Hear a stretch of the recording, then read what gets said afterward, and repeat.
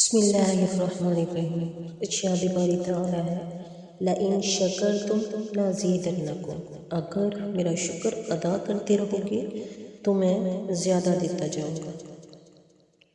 خدا تعالیٰ نے ہمیں جو نعمتیں عطا فرمائی ہیں، ہم ان کا شکر ادا کرنے کی بجائے جو ہمارے پاس نہیں ہے ان کا شکوہ کرتے ہیں۔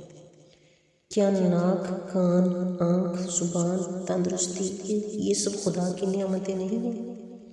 کیا ہم ان کا شکر ادا کرنے کی بجائے مکانوں، دکان، کار و کوٹھیوں کے رونے روتے پھریں؟ اگر یہ سب کچھ مل بھی جائے اور صحت نہ ہو تو ان چیزوں کو کیا کریں گے؟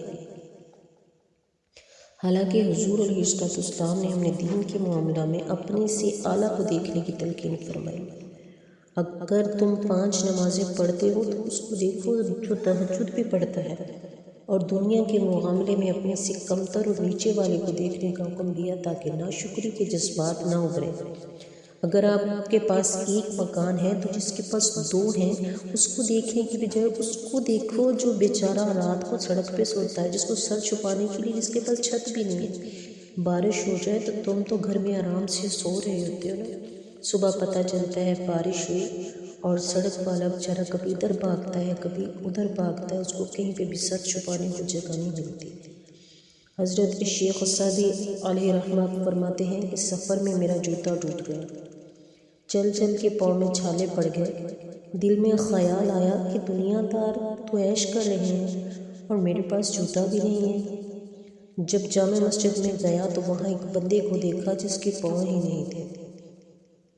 سجدہ شکر ادا کیا کہ چلو جوتا نہیں تو کیا ہوا، پاؤں تو ہیں۔